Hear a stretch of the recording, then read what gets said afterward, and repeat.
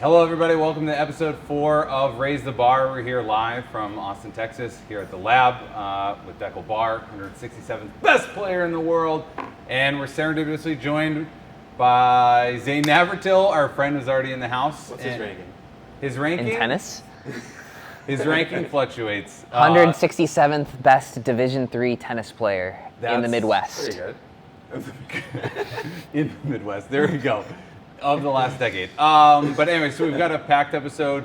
We're going to kick it off with a little bit of discussion on the serve. Some of the serves are changing. We're changing the rules, and there's obviously an open question about what that means for today's game. Should it be de-weaponized? Should it be a weapon? How does it enforce? But it's a thorny topic, and we were going to talk about it, but Zane's going to pen a letter that's coming out tomorrow, but we're going to get a sneak peek of where he's coming at it from. Then we're going to be joined by Christian Alshon, a gold medal winner in doubles with Kwang Duong. Shout out Ranchers, and he also won the silver in mix, but he'll join us for 20 minutes, and then we'll go into the juicy tidbit. So stay tuned. But we're going to kick it off with the serve.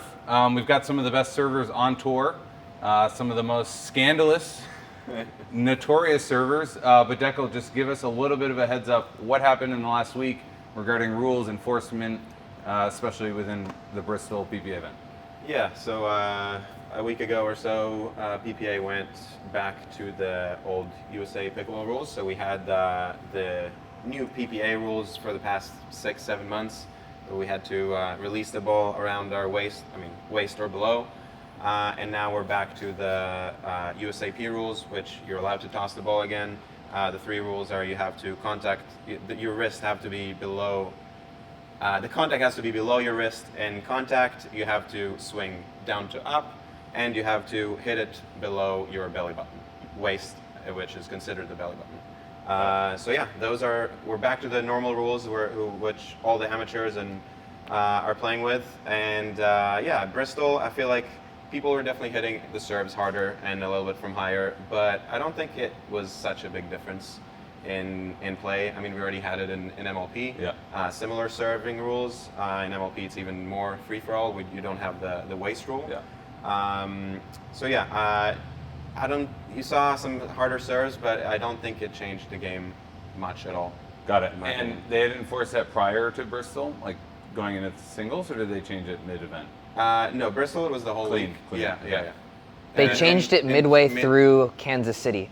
So after singles day, they changed from PPA rules to USAP rules. That was last Friday. Do we know how that came about? Or what spurred it mid-event? Essentially, yeah. I mean, essentially there was a singles match where there were a lot of complaints. Like Tyson got called for a few high serves. He complained, probably somewhat rightfully so, because the serve rule was unenforceable. And I think Don Stanley agreed, and they made the change. I think he was sick of that rule. I don't think the PPA particularly cared for it because it wasn't a rule that was ever really enforceable. Got it. Yeah, I feel like most of the refs did not like that rule and struggled enforcing it, and every ref called it differently, and the players were getting frustrated that some matches they can serve a certain way and some matches they can't. So the inconsistency was... It was hard to follow the letter of the law. Yeah. And speaking of letters, this guy writes letters. His second one's coming out this week. But do you want to share a little bit of what you've been ruminating on? I think there's some data, some takes, some informed experience there. Yeah. So there's break it down for us. Basically, in Bristol, there was some experimentation with some new rules, basically a service box. So what they did was they put a line 4 feet inside the court. 4 feet seemed like a very arbitrary number, but it was the number that was being circulated around. If your serve goes past this service box, it was out. I thought that was basically the stupidest thing ever, so I'm writing an article about it. And so the way that I see it is, if we're going to change rules, you have to either have a problem or something that you can make better, right? Like, that seems like it should be the basis for a rule change. So the way that I see it, there are 2 problems being circulated. And these problems are often interrelated, but they're 2 distinct problems. Problem number 1 is that the serves have too much impact. Basically, Real Clear Stats did a poll of 30,000 rallies in 2023 versus 30,000 rallies, or all of the rallies so far in 2024. And they found, even though we've actually gotten rid of the contact height requirement in Major League Pickleball, there is zero change whatsoever in the amount of points that servers are winning, which is actually wild. I would have thought that just due to some sheer luck, there would be 1% or something. some sort of a change, right? But no change whatsoever. I feel like This guy's smiling. No, I feel like it's hard to contact it higher than your belly button anyway. It's uncomfortable to hit it well above your belly button. Right. So most people hit it under just because it's more comfortable. So statistically, we're not winning more points. I would assume that holds true for PPA, where there has been stricter serve rules, but in the place where the serve rules are the most laissez-faire, like, we're not winning more points. Fans don't think so either. I polled my own fans. We had like 600 some votes on whether massive serves in pickleball are a problem. Obviously, it's me polling my own Twitter followers, so there's some bias there, but 90% of respondents said no. So problem number one, there's no data to support that serves are being weaponized too much, and there's no fan sentiment to support that serves are being weaponized too much. Problem number two... Does that surprise you? No, not at all. I remember, Oh, right. Okay. I remember last year checking numbers, and 97 or 98% of serves were returned. So that basically all of them, so it doesn't seem like a problem. And this includes matches where I did stats on matches that me, James, and Tyson were in the same court, or Ben. So it's big servers, and serves are being returned. Got it. So number two problem, which actually is a problem, is that the serve rules are unenforceable. The upwards motion, the contact below the level of your waist, and the top part of the paddle having to be below the level of the wrist at contact, none of those things are enforceable, even on replays. It's very, very difficult to see that. So I don't think anybody disagrees that serve is an unenforceable rule. All three elements of the serve rule under USAP are unenforceable. So that is a problem, right? Solution number one of for enforcement. Yeah. Solution number one of adding a service box. What is the solution for? Is it for the enforceability, or is it to nerf the serve? The way that I see it, adding a service box would just nerf the serve. So the serves are shorter, the serves have to go into this box, but you can't really just look at that in a vacuum. Some of the reasons why we're citing the need for a service box are serves are out of control, which we said that the data isn't supporting. People are saying that there's a spacing issue behind courts, right? Which is absolutely true. But what happens if you look at this in a vacuum and you say, okay, we need to make the ball bounce shorter on the serves, that's great. The returners aren't going to be pushed into the fence, right? But the court is the same on both sides. So if I'm lollipopping a serve to you, Dekel, what's going to happen? You're going to push me into that same exact fence on your return. So you can't look at that simply in a vacuum. Every court would need an additional line. Casual viewers would wonder why the pros are subject to stricter rules. And if we're concerned about optics, does making a serve look more like a feed help or hurt the optics of the game? I think it hurts it. So solution number one, it does not solve any of the enforceability issues, and it only puts the server at more of a statistical disadvantage than they already are at. It forces them to deal with the tight courts as well. Solution number two is the drop serve, right? The drop serve is completely enforceable. All a referee needs to enforce is whether the hand was at a stationary position when the ball was dropped, as opposed to throwing it up or throwing it down. You can swing whatever way you would like, and And I feel like even if you tossed a little bit, the gain is so mild. Right. So the bounce, it's not going to bounce that much higher. So even if you do a little bit, not a huge deal. Yeah. And so, it automatically reduces the height of contact. I mean, if we're allowed to make contact at our belly button, the drop serve generally puts it about to slightly over knee height, maybe mid-thigh height at the most. But the main hesitation previously behind the drop serve has been that it looks dumb, and nobody's actually seen a pro hit a drop serve, right? We have no reason to believe that looks. I just filmed a video the other day of hitting a drop serve. You can make a drop serve look athletic. So Padel I wanna If see you that. can, everybody can. yeah, that's fair. Padel uses a drop serve. They have way better viewership numbers than us in Europe. Like they Well, actually, we like Padel, so yeah. yeah. So again, you can't look at these things in a vacuum. Does a drop serve look stupider than feeding your opponent a serve into the middle of the box? So, in summary, I think that the data suggests that servers aren't winning a disproportionate amount of points. Fans don't think that the serve is game-breaking. And if we want a serve rule that's enforceable, the drop serve is the obvious solution. If we're not ready to implement the drop serve, I suggest that professional pickleballs collectively grow a pair. Love it. Love it. Wow. Dekel, where do you stand? I mean, you have a vested interest in this. Yeah, no, for sure. I agree. You've been on the receiving end of some Facebook forums and the boomers and Yeah, I love some it. pros Now, complaining. There's now there are posts that why am I the only one allowed to toss the ball and nobody else is? I'm like, I don't think that's accurate. I feel like others are allowed to as well. Some of them choose not to. Yeah, I think the serve is. I think this serve should be a weapon to some extent. I don't think we should serve overarm and go crazy, but I don't feel like as it is now with the USAP rules or the MLP rules that it's too much. I would choose the MLP rules because it gets rid of the most subjective part of the rule, and as we can see, it's not a big deal. We're not having more missed returns or in MLP as real clear stats showed us. So I would just keep it as it is because I don't think it's an issue, and I think it's good to go for your serves and have different types of serves, and just be aggressive. If you have a weapon, you should use it, and if you developed it, good for you. I feel like everybody can and should be able to hit a hard serve if they work on it and develop it. Sure, some people have a height advantage, but I mean, some people are shorter and quicker, right? So it's an advantage like in every sport. Yeah, I think it's ridiculous to say that that tall players are at an advantage. Do you swear on your podcast? Can I swear or no? Yeah, for sure. No shit, they're at an advantage. So tall people are at an advantage in the NBA. Small people are at an advantage in horse riding. Like smart people are at an advantage in chess. People have advantages in sports. That's why it's a sport. Like that drives me crazy. Yes, tall people have an advantage. They can also reach in further.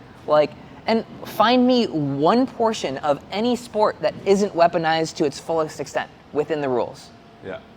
That's why we have the rules. How did we get to this point where you feel like you have to write a letter and they're flip-flopping on the regulation? Is it like a small contingent of pros or just some influential pros that are like, it's basically cope and they're causing this to become a thing that's top of mind and being debated? But like, how does it come to be that we're here devoting 15 minutes on one of the best pods? Yeah, I feel like you mean the best pod. The best. Oh, no. One of Pickleball's pretty quality. That's true. Yeah.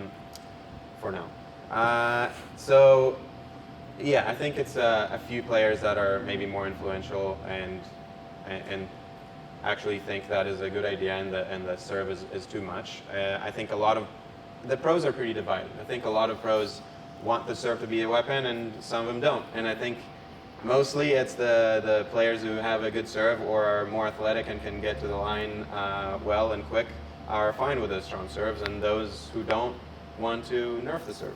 Yeah, So, I get the sense that it's a majority of players actually would prefer to have the serve nerfed. I do think at a certain point it's a smart strategy for players to try and do it if it's not one of their, or try to get rid of the serve if it's not one of their skill sets, right? Like, we're very much worried primarily about our own games rather than what's good for the game. What's going to be best for me to win more matches? I think it's kind of the wolves and the sheep voting on what's for dinner, right? If you don't have a good serve, you're going to be in favor of this proposal, I think. Or a good return. Or a good return. Yeah. Or quick enough to get to the line after a good serve. I mean, I just look at that singles match between Fed and Kwang Dong. Kwang is possibly one of the best servers in pickleball right now. He's consistently hitting this serve, ripping it within the last 4 or 5 feet of the court. and Fed double pickled him and was just taking these returns right off of the bounce on the slickest courts that we've played on all year. Like, the serve is a weapon, but like learning to return it is exactly. Yeah, it's the best players are dealing with it. For sure. I mean, it's another skill. Like, you don't have a good return, work on it. You don't get to the line fast enough, work on that. It's a part of the game. It always has been. Yeah. And I think it should stay a part of the game. Where's the middle ground? So when people are being really aggressive with it, and they're trying to treat it like a pressure shot in a weapon, where do you have empathy for the idea that the enforcement is lax? Is it folks not actually getting the wrist below the ball, or is it people hitting kind of down on it? Like, if people are going wrong and pushing the limit here, like, where is that limit? Yeah, no, I do think you should still be within the rule. You shouldn't go down on it. You shouldn't hit it above your waist, or you need to be below the wrist. And some people are flirting with that line, of course. And I feel like a lot of people will flirt with with all the rules, with the lines of all the rules.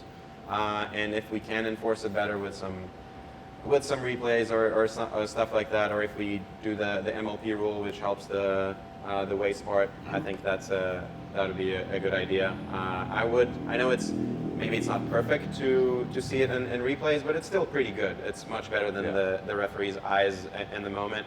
And I feel like we already have two main courts that already have like all the cameras that we need on them. Sure. And we can add a couple more cameras and a couple more courts, and then we got most of their, at least from round of 16 or quarters onwards, covered. September 1st, baby. September 1st. September 1st, big day.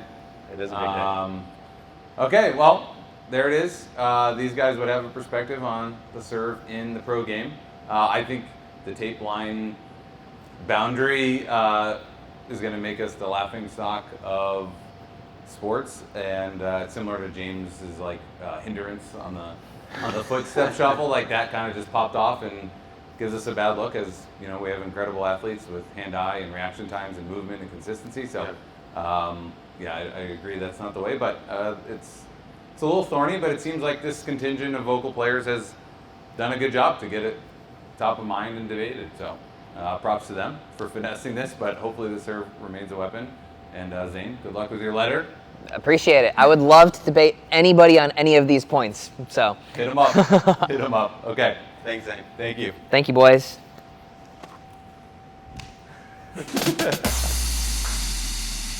Okay, so that was Zane. Some fun discussion and takes on the serve.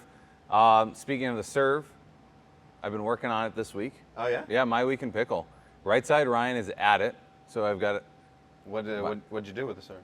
Serve, I'm just going James meets Jack Sock, like, oh wow, slappy wrist. No big toss, no big follow through, just slappy are you wrist. Jumping like James? James a little bit, not that much. Right now I'm just trying to get it deep and pretty hard slappy. Okay. Hard slappy with the wrist. No other real kind of factors right now. Okay. But I want to make it a little bit more of a threat. We were talking earlier, it can be a threat at lower levels. 6-0 and definitely all the way below, it can become a real threat. You're describing after you get past the first round, it's not as much of a the men and women are getting the ball back, and they're getting it back relatively deep, and they're not just missing it outright. But everything below that, it's like you'd be getting easy kind of step in thirds, or you could be getting a point or two. Yeah.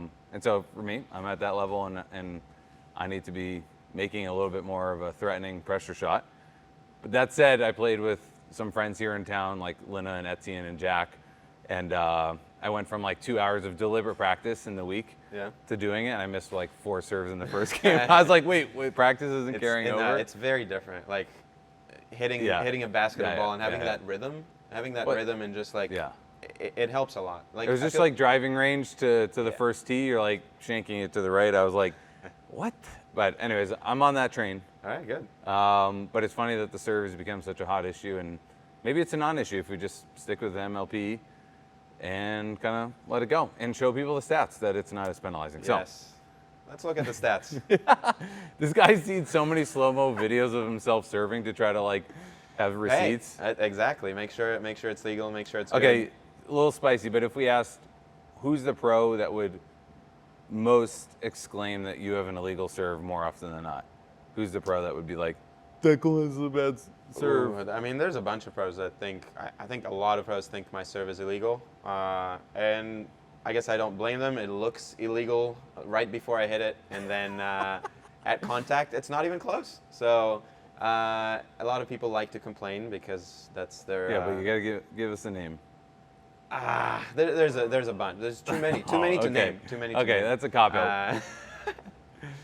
I remember Rafa used to complain so much about my serve, and every time he complained, my serve got better because I'm just like, I'm just gonna hit it even harder now. And then at some point he's like, Dekel, I'm stopping to complain about your serve. Every time I do, you just hit it better, so I'm stopping. Don't poke the bear. Yes. My week in pickle, it's been filled with a lot of playing right side Ryan, so I've been doing a lot of drops from the right hand side, so trying to learn kind of a little bit more of an inside out, two-handed backhand kind of roll drop, but just normal cut drop, a little Dylan, Matt Wright, like if it's a normal kind of top spin return, just kind of push shoveling that in, and then Carlos and I obviously have the lab at our expense, and we do a lot of kind of like feed, speed up into hands, because I do want to pull forehand off the bounce. Shout out to the Gabes and the Haydens and the Dylans of the world, kind of reinventing that. We should actually talk about the right side next week. Okay. Because, I mean, I feel like that's kind of the sexy narrative. Like, the right side's the new left side. How do you be aggressive? How do you hug middle? All that stuff. But anyways, that's been my week. I watched a lot of the stream when there wasn't a rain delay in Bristol. Watched a lot. Obviously, you were playing. How would you sum up that weekend experience? Yeah, first of all, I will give you two names, actually, about the serve. I had time to think. Matt complains about my serve a lot, and I know Colin also complains about it. I think Colin believes it legal most of the time, but sometimes it's not. And I will challenge anybody that finds a video of my serve being illegal, being too high, and I'll give you $50 for each one that you find. Whoa! I didn't know that was coming. That's pretty pretty good, legit. no? Okay. Yeah. From a good angle. From a good angle, all right? From the side, not from the back. That's not a good angle. That's BS, yeah. $50 though. Right? Pretty good. Wow. You won't find it, but good luck. Good luck wasting your time. Don't challenge the Redditors. Yeah. No messing with the videos as well. You know, No keep AI manipulation. Yeah. Okay, I'll just So cut I in. was- Bristol, I didn't know where the hell it was on a map. I had to show someone because everyone was describing Wait, having it's in to take- Tennessee and Virginia. having to describe it to someone because they were like, oh, it's 3 hours away from this airport, 2 hours away. I pulled up on a map and I couldn't find it for a minute. Like I had to zoom even when it had been brought up to Bristol. It was Not a big city, but it kind of felt like the Brigham of the East. yeah, I liked it a lot better than Brigham personally. yeah. I guess more food options, kind of. I don't know. I like Brigham. Like the mountains there are really Got it. pretty and stuff. But I felt like there were more food options. The city was, again, more options, more hotel options. I didn't mind it at all. I Okay. kind of liked Okay. it, and the people came to. Did it? Locals came to watch and really made us feel welcome. So I enjoyed it. So you played with Hayden though on the men's side. Yeah, played with Hayden. First time. We couldn't really get practice before, which was unfortunate. Just tough with courts and the day before we're practicing for mix. We're practicing. It was raining. It was. So yeah, it was difficult to get games, unfortunately. So. And then I played with Tina. We got to 1 sec, but with yes, Hayden? yes, but like we got to the semis and mix, which we played the next morning. Humble brag, yeah. Yes. Okay. I played next morning, so we couldn't even warm up for our matches. So together, me and Hayden. But our first two matches, we played pretty well. Went pretty straightforward. I was playing on the left. Sometimes we were half stacking, or sometimes we put him on the left. But for the vast majority, I played on the left. I felt like we were just kind of figuring it out in the first two matches, starting to play better. And in the quarters, we had quite a long break. We played against James and Andre. They had a really long match before us, so we. That was like an hour and 50 that minute was grinder. One of the longest matches I've seen. They took a timeout. I think James took a timeout at 1-1. and it was 10 minutes in. It was It was crazy. It was insane. Crazy. So anyway, long break. Then we went to play. It was really hot outside, really humid. The ball played really slow. We played on there were two different types of courts there. One, they were a little bit faster, and some were very slow. So in that match, we played on the very slow one. So it was a very slow conditions. Soft ball, slow court, and a lot of dinking. And hard to speed up, so I was in front of James. James is not an easy person to speed up at, and so it was a lot of me and Andre going cross court and trying to get an edge there and finding ways to attack. But again, long rallies, hard to finish the point. First game, we started slow. We didn't get to the start we wanted, and then started playing better at the end of the first. Lost the first, played better in the second, won the second, and did not bring our best stuff in the third. Made too many errors. I feel like both of us played below average, and Andre and James played well. They were solid. They didn't give us anything, and we did not take it. We gave a bit too many free errors. So kudos to them. They almost got bronze. I think they had a few match points for bronze. Yeah, they did 12-10 in the third, kind of crazy. Yeah. They almost lost to Noe and Tyler. Yeah, they had a couple match points down. That was my men's. It was fun playing with Hayden. He's super talented. I hope we can run it back and perform a little bit better. Played mixed with Tina. We had a very good Friday. Our first match, was it our first match? Yeah, first match I think went to 3. We won our first game pretty handily, then lost pretty handily in the second game, and then won 11-0 in the third. So it was classic. Yeah, classic. Very up and down match. First round match, everybody's feeling their game a little bit, and we played well in the third game. We really brought the energy, and then our second match we played against Jay and Judith. Again, started very well. We knew we need to come ready. So we won 11-0 in the first one. Didn't feel like 11-0, but then second game they were up by a decent amount, and then we came back, won 11-8. That was a very close game. We had some good points. Then rain again. We had quite a bit of rain this weekend, unfortunately, but they did have some indoor courts there. So our next match we did play indoors. We played against Gabe and Tyra, and that was probably the best match me and Tina have played together in months. Wow. Tina didn't miss a ball. She was rock solid, setting me up, moving the ball around well, countering everything. And I guess I saw the ball real big indoors there, and just was as aggressive as I could be, and everything went in. Cool. So that was a fun match. And then again, rained later, so we played the semifinal in the next morning. And we were close at first. It was 6-6, and then we got destroyed against Ben and Annalie. So we really gotta watch it back and see what we can do better. Obviously, they're the best team by far, but hopefully we can challenge them better, bring more offense, be more solid, and take our opportunities when they're there. I feel like we had some opportunities in the first game. Second game, they ran out with it from the beginning. They're tough. Yeah, they're tough, especially once they get going and they're up. It's very hard to stop them. Yeah, and then they would roll Christian and Anna in the final. Even worse somehow. No, they're good team They're a force for sure. Yeah, she's like a video game character, just like all over. Okay, this is a little bit of a hot take. I didn't run it by Dekel, but there is some speculation from pros, and maybe they're similar to the ones that are complaining about the serve, that Annalie has a hot paddle, meaning it's different, it's juiced, it's gray area, or just straight like cheating. I don't believe it at all. I think she is like so clearly above, like head and shoulders above the woman in athleticism and in power, and has been that way for years. Yep. That I attribute it to that. You know, no one ever says J-Dub's paddle's hot.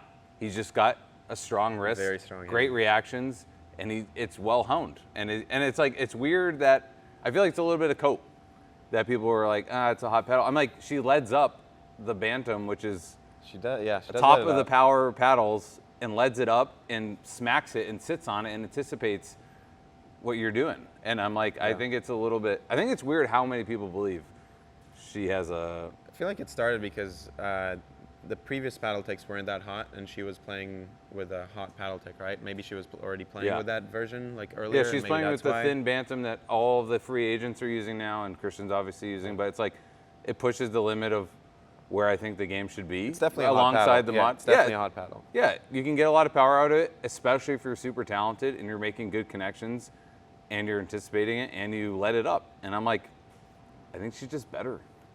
No, I mean, she is better. She is clearly better. Yeah, but she's been better for so long and such a dominant like step function that it would lend itself to being like she's going to hit the ball harder than you, even on the run.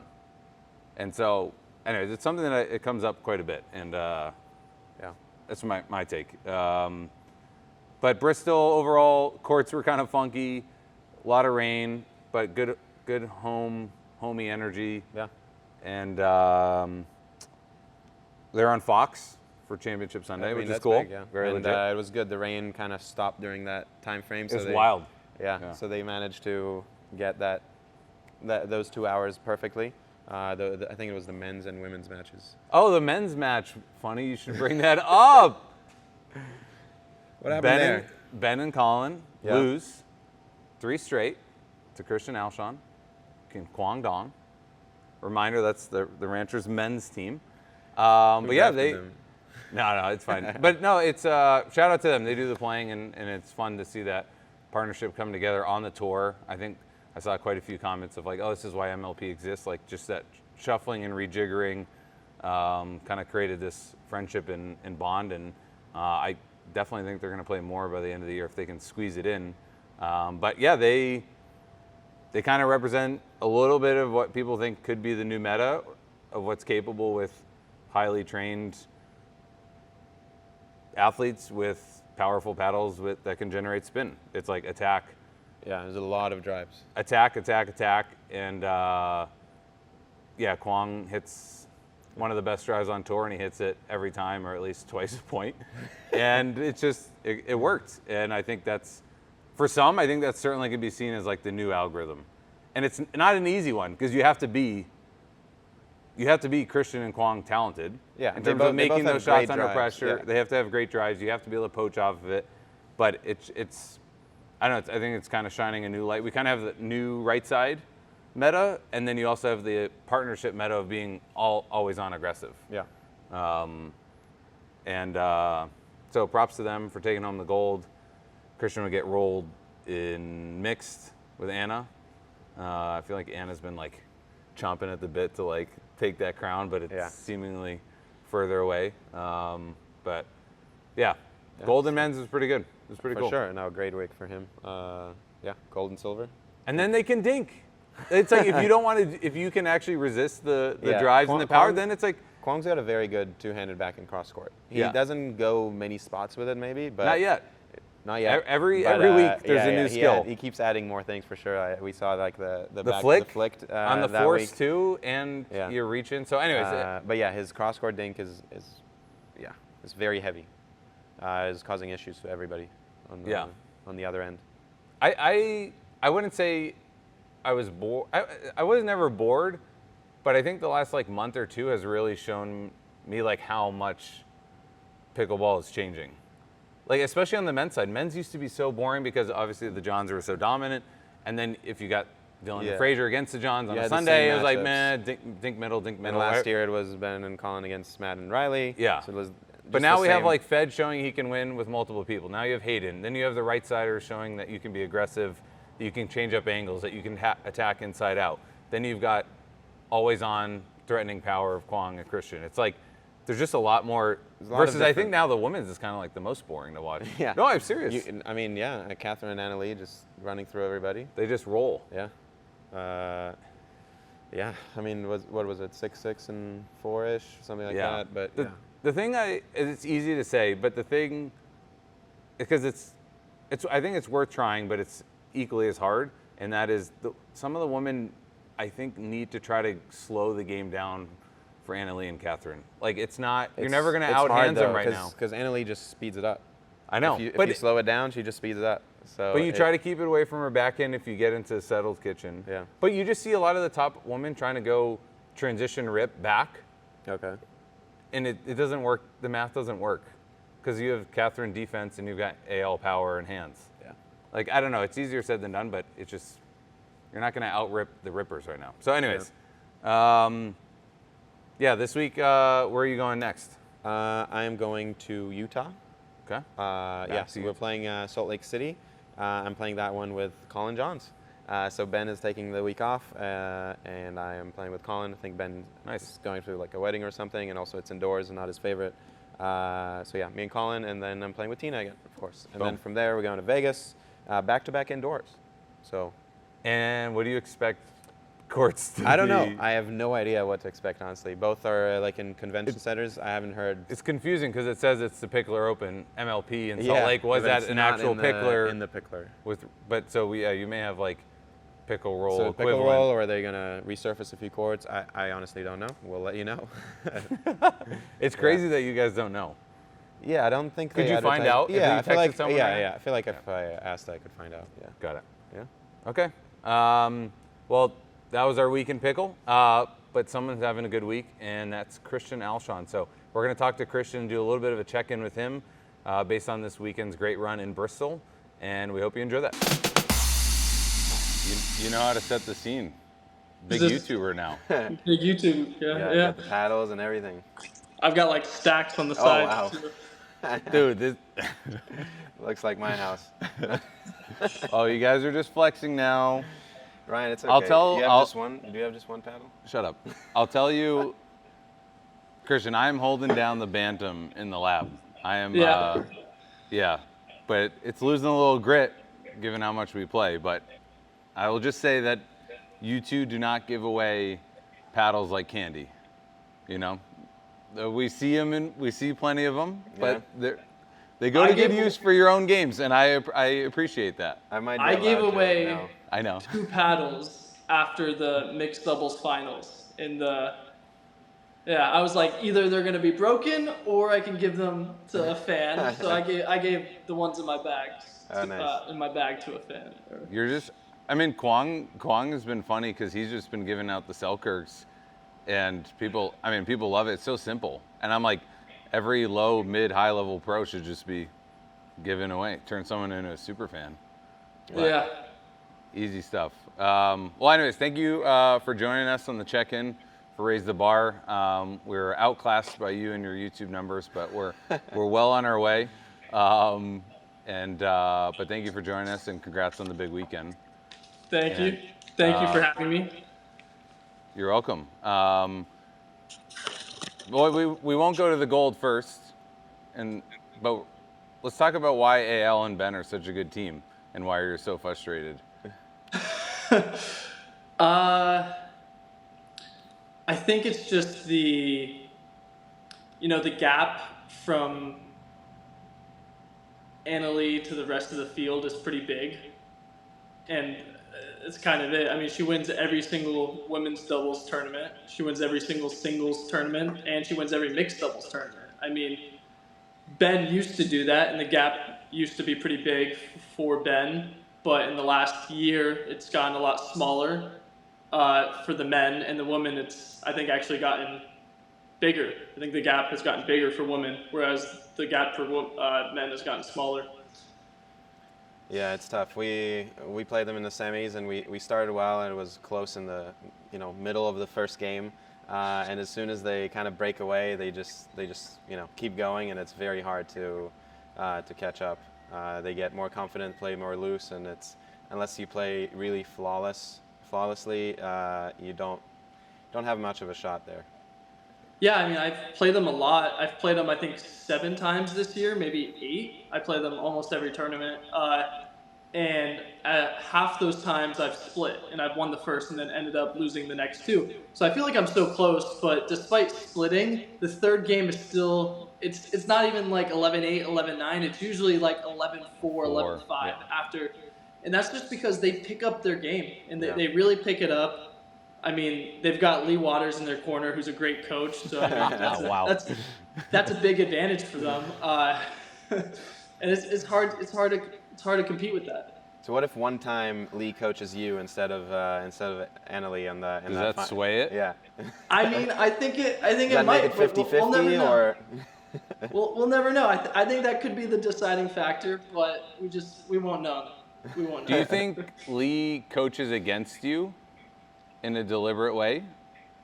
Like she's pretty attuned to what you're working on and where there's room for growth. I can't really say. Like, she's told me that it's mostly like for Annalie rather than against me. But it's tough when like earlier that day or that tournament, I'm talking with Lee and I'm like, hey, I'm really struggling with this one shot. And then the next day, hey, AL, he's really struggling, right? I don't think she does that, but it's not even that. It's just like having the strategy. Like, I'm used to having Lee in my corner for a lot of these matches.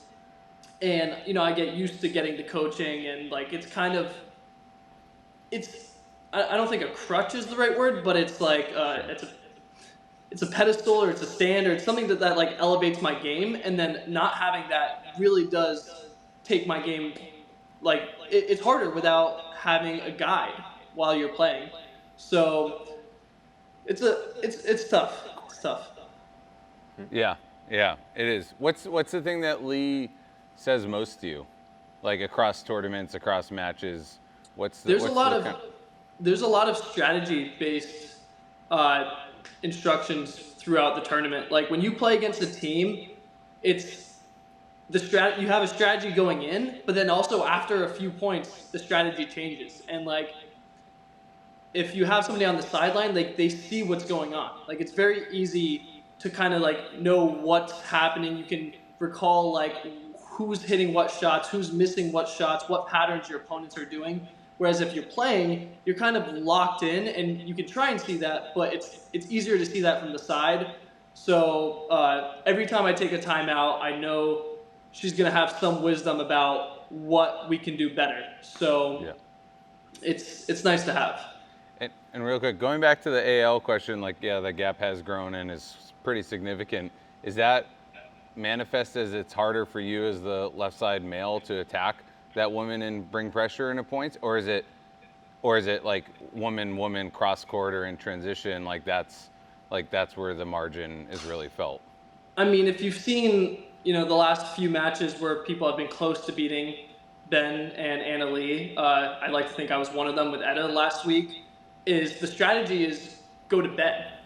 That's kind of the strategy right now. And when your strategy is to go to the male in mixed doubles, like that's crazy. That's crazy. There's no other team where the strategy is to go to the male. So I mean, that just speaks to how good Annalie is right now. Yeah, I think it's everything, honestly. I think it's the offense that she has. I think it's the defense that she has when the guy is attacking her. So her counters, her cross court dinking. It's a lot of she puts a lot of pressure there on the girl as well. So I think it's everything. Yeah. Her offense is better than any other female offense, and that makes it tough for just to give her a dead dink. Because if you give her a dead dink, like, you don't want to do that. You can give Ben a dead dink and not be too worried, but if you give Annalie a dead dink, she's going to speed it up or hit an aggressive dink. And it's not just her speed ups, but it's her hands after the speed up. So if she speeds it up and you get it back, which happens a lot, the next one unless you hit a good shot, you're losing that. So I mean, I think that's what makes it tough. Yeah. The next time you split 1-1 and you're going into the third, what do you think I mean, it's a little bit dependent on how they're playing and who you're partnering with, but what do you think you're going to do differently if you go to a third game with these guys to not make it 11-3, 11-4? Yeah, I mean, I know it's going to happen again where I'm going to play them and I might win the first, lose the second, or I might lose the first, win the second. I think just knowing that you've won one of those games and knowing that you can do it again, because I feel like winning one game, you kind of forget about that when you're in the middle of it and you're like, oh my gosh, I have to win another game, rather than just knowing you won one game, you can do it again. Making the points last. I think something Ben and Annalie do super well is when they're serving, they make it really tough for their opponents to win a point. Like super tough to side out. Like they make their drops and they work the point when they're serving. Whereas when they're returning, and let's just say I'm serving, it's like they get a lot of free points. So when they're serving, they make you work for every single point. Oh wait, no, I said that backwards, but it was a really good thought. Shoot. Boom. Just reverse that. When you're serving, They hold very well. Yeah. yeah, exactly. They hold very well. When you're serving, like they there's no free points. Like they make you play. Yeah. Do you think they play more conservatively in the hold when they're holding and returning? Like they'll make more balls and make you hit more in and around the kitchen, as opposed to like Annalie's going to take some chances, on crash and bash and poaching. Yeah, when you're serving, what they really do well is get to the kitchen. So whether that means crashing and bashing or driving or just dropping, I think they get to the kitchen super well. Like if they might try and drive and crash, but like they're not driving thirds, fifths, sevenths, and like they're not doing that. They're if they drive and the crash doesn't work, like they're putting the next one in. They're not trying to make something work that's not going to. They're not trying to force anything. Wait, who's driving thirds, fifths, and sevenths? No one particularly, but yeah. I mean, Do you have any other mixed comments or perspective? And then we can go to No, men. I think that covers it. They're tough. The only time where we have tried to play to the men in mixed is with James and Rachel. Yeah.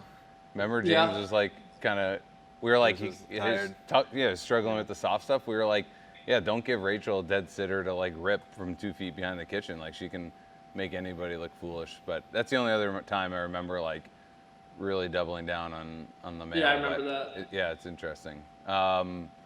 Okay, so thirds, fifths, and sevenths, rips, playing fast, playing aggressive. You and Kwong get the gold, which is cool. You get it in 3, which is also impressive. That's no fluke. That's no joke. As a fellow competitor, what do you think? No, Dekel? yeah. I mean, straight games in the final against the Johns is always. I don't remember the last time that happened. If it ever happened, honestly. So no, kudos for sure. I didn't watch the whole match. I watched a part of it. But yeah, it looked like you guys were playing fast all week and driving and crashing a lot of balls. I feel like both of you and Kwong have some of the best drives and crashes. So it's also a good tactic against the Johns. So it seemed like kind of a good matchup for you guys. Is there a side that you prefer to play in men's doubles that you feel like you're better at?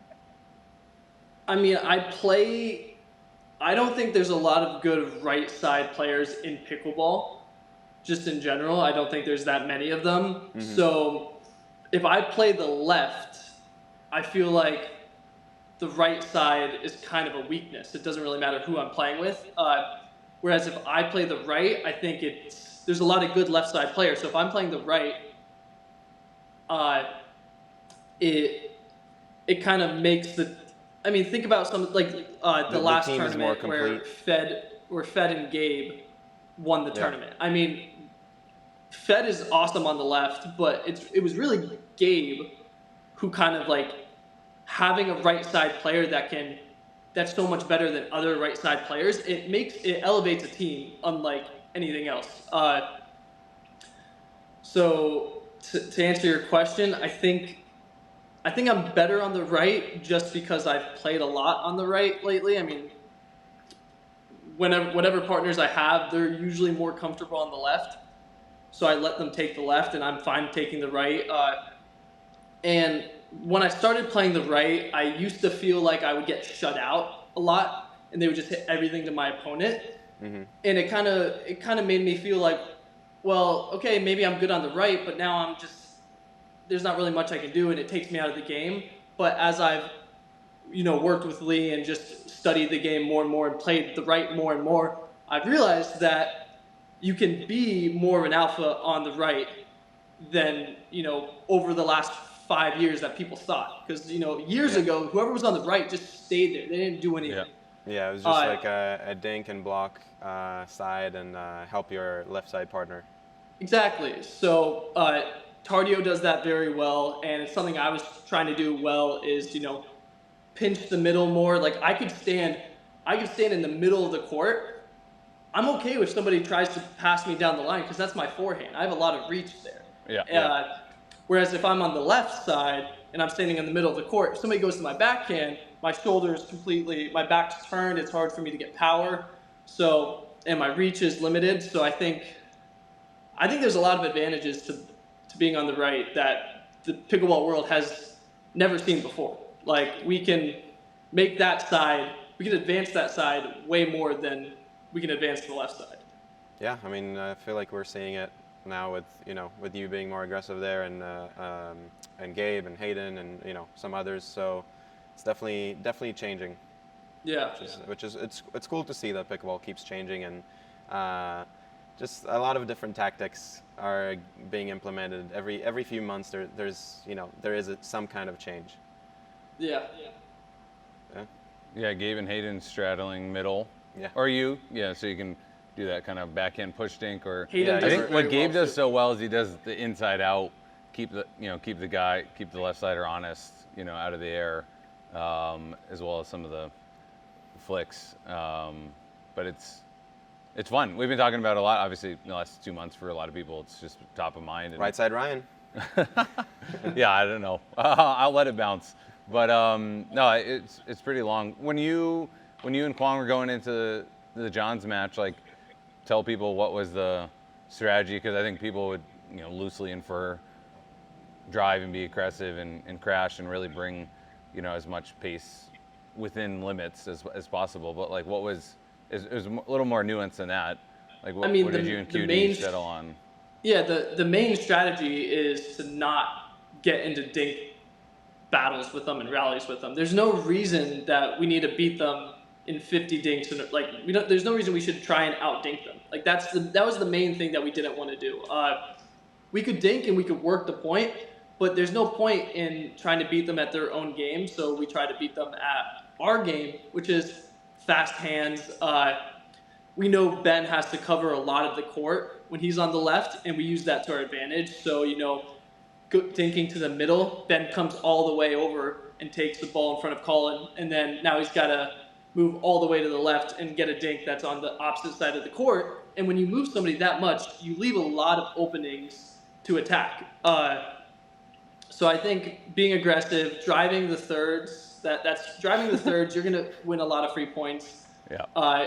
By Especially crashing, when even if you don't take the fifth as like a poach, if you're driving the third and you're moving in, applying pressure, your opponents are going to miss. It happens at least once a match, and it's just kind of just free points.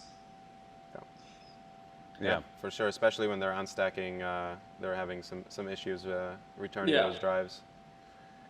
It's funny. I mean, I think when the Johns faced some tough losses like 6 months or a year ago, that was definitely like this controlled chaos of, riskier shots, but like a lot of pace and a lot of poaching. And then they've also lost with aggressive kitchen play, in more settled points as well. The Fed and Gabe type stuff where they're going to work the point and dink, but they're going to be more aggressive at dinks or try to reach in and, create some chaos there. So it's a different kind of variety of controlled chaos. This one was a little bit more tennis on the pickle court, which was cool.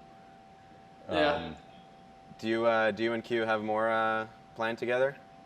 We besides don't. MLP? Yeah, we actually don't have any more planned together. It's tough the way partnerships work. You plan it out far in advance. I mean, you know that with more than anyone. You and Tyson were doing awesome, and then it's crazy because you do really well with a partner, but you do really well with a partner, and then you plan tournaments 6 months out in advance, and then you do really well with a different partner, and now you're like in a tricky situation. So I I don't have any more with Kwong. I'm playing these next 2 with Riley Newman. I know he's in Tokyo right now, living his best life. So I hope he's Boys trip. He's training mentally. Come on. I hope he's ready. And then I've got some with another one with Hayden, which I'm looking forward to. Nice. Couple with James Ignatowicz. So Good, and then good partners. Pretty stacked. I don't know what I'm gonna do next year exactly, but we'll see. What about on the mix side for next year? Are you trying to do 3 months, 6 months, or a year with someone, or is it?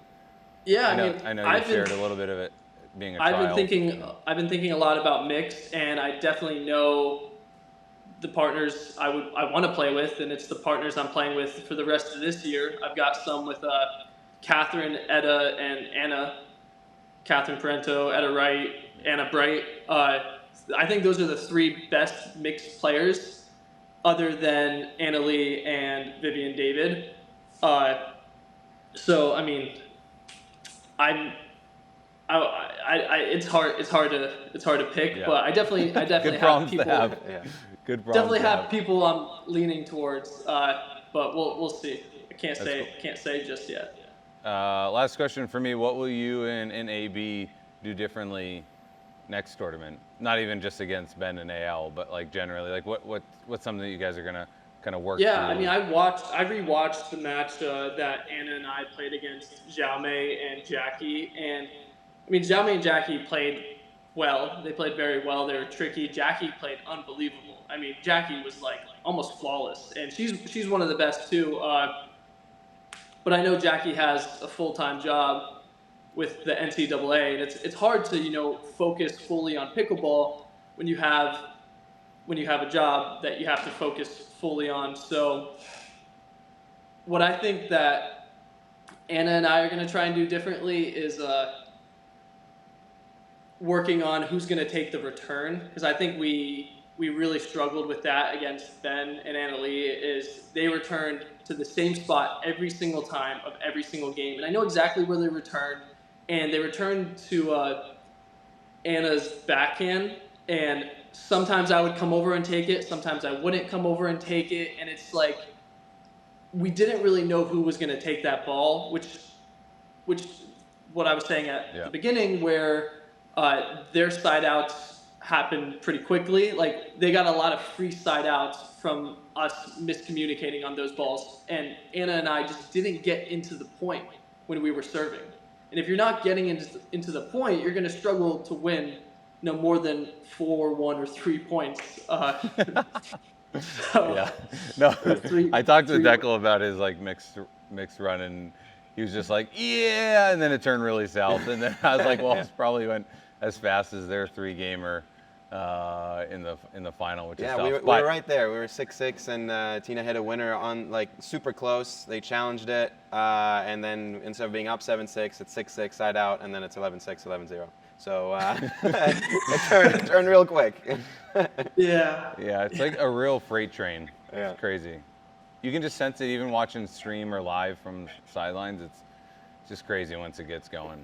And that's we were talking about it with the women playing AL and Catherine. It's like if you try to freight train them back, they just more often than not steamroll you in hands and transition. Yeah. And you kind of need to slow them down, but then it's hard to slow them down. So yeah.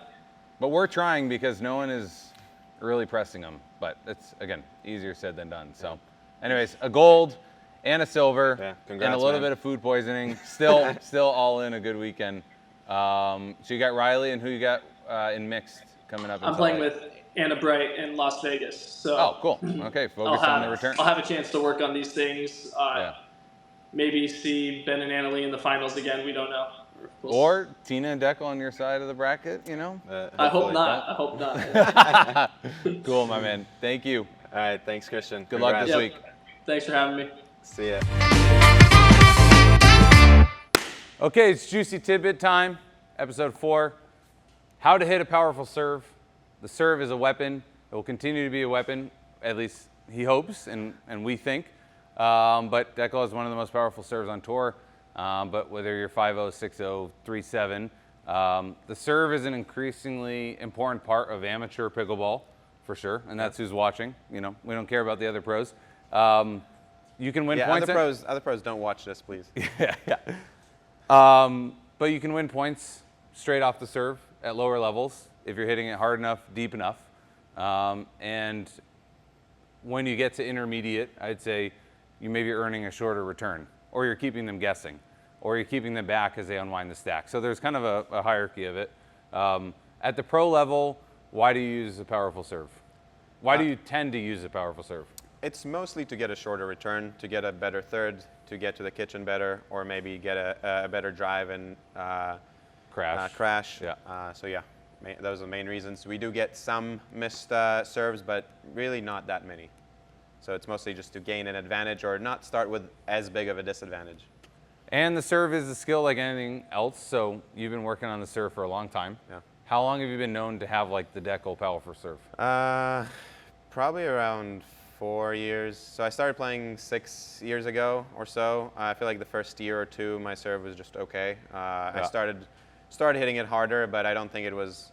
I was known to have one of the better serves, but I feel like 4 years ago or so, it started getting better, and then 2 years ago, it was gotten better. And how much work do you put into like actually making that a thing? A lot of.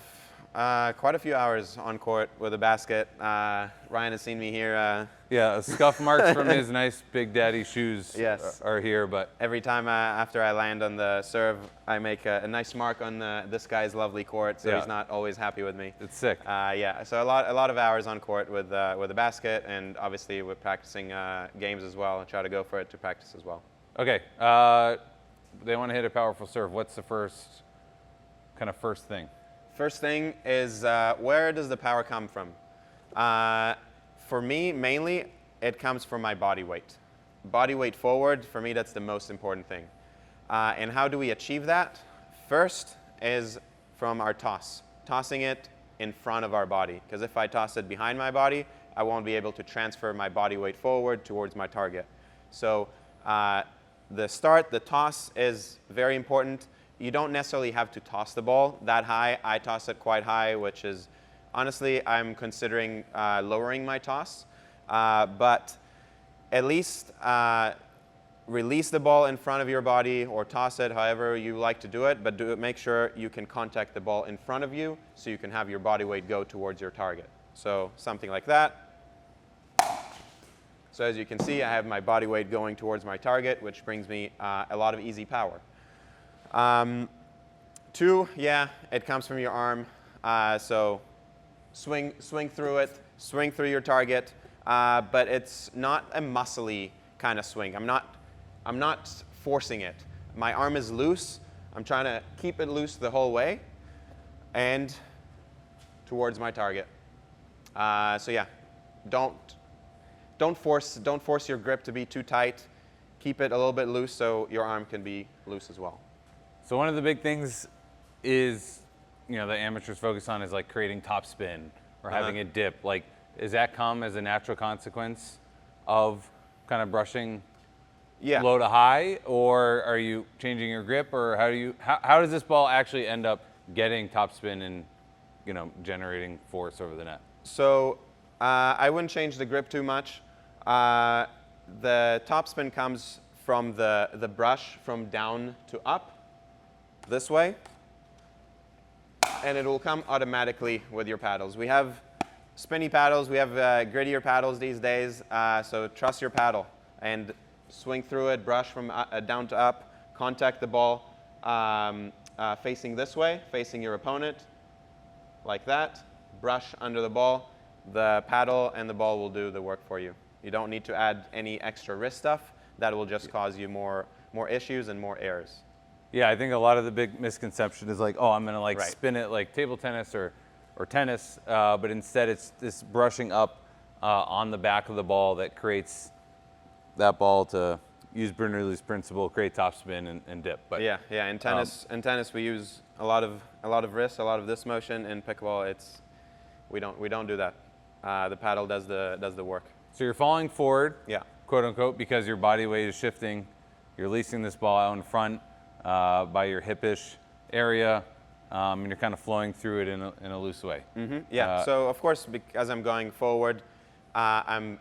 And what's your stance, real quick? Yeah. So another part, the power comes from your legs as well. So it comes from everything together, and it kind of flows loose towards your opponent. So as you can see, it's legs, arms, and my body momentum all together, but nothing is really forced. So kind of that, what do we call it, kinetic chain? Is that what? Yeah, sure. Yeah. Sorry about my English. I like to stand like this, so I can really bring my body weight forward. So I start from here, and then I bring my leg forward. I would recommend that. Some people start like this, which is also okay. And then you just make sure you rotate your hips to get power. That might have been illegal, actually. Yeah.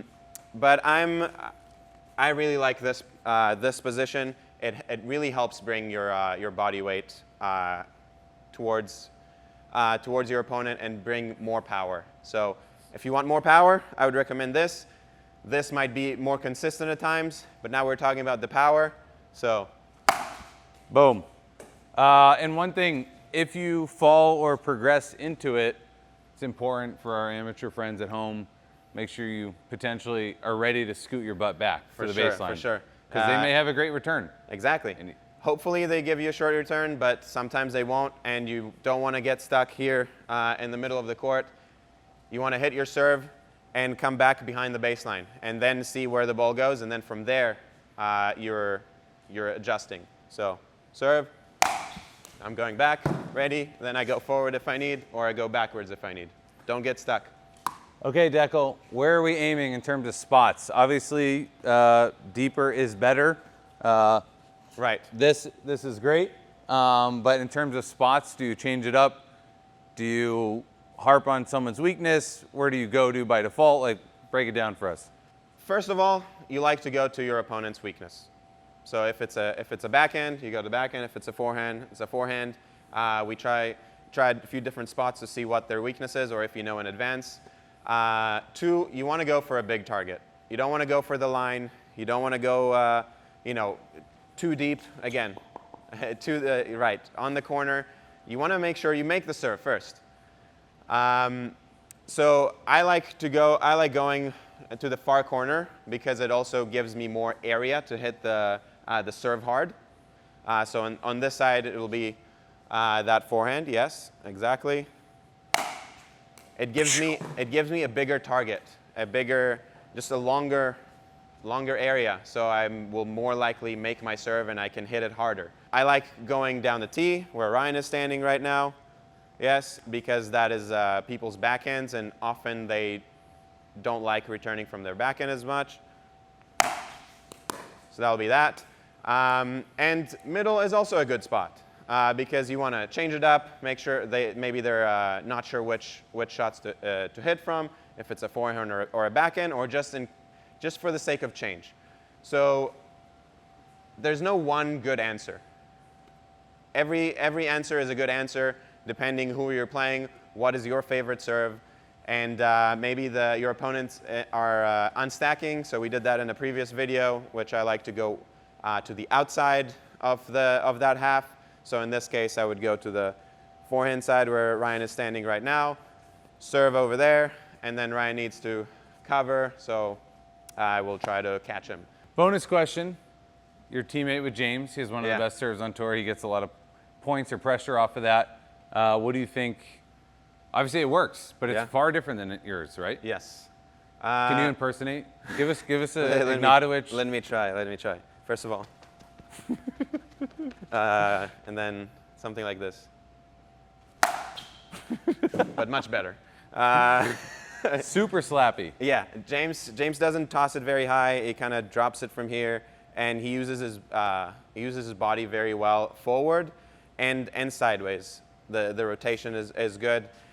He kind of jumps right after he hits for some extra power. Oomph. Yeah, extra oomph, and he's got a very lively arm. So yeah, he gets a lot of power from that. Well, we're going to sneak peek. We're going to be talking about wrist strength. There are a few players on tour that really invest in it off court, whether it's rehabbing or training or strengthening that as they try to get more lively. So we're going to be talking about that. But yeah, James and Jack are probably on one end of the spectrum. Yeah. Of all of the powerful serves, James and Jack on one end of the spectrum. We've got Dekel, Ben, and then we've got the Tyler Lungs and everybody else. Yeah, but I feel Doing like that, so- all of the top servers with the biggest serves are using their body very well. Like you see Ben, he has that flowy motion, he uses his body well. James, of course.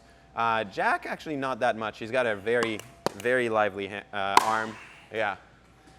But most of them do use their body for extra power. So make sure to do that.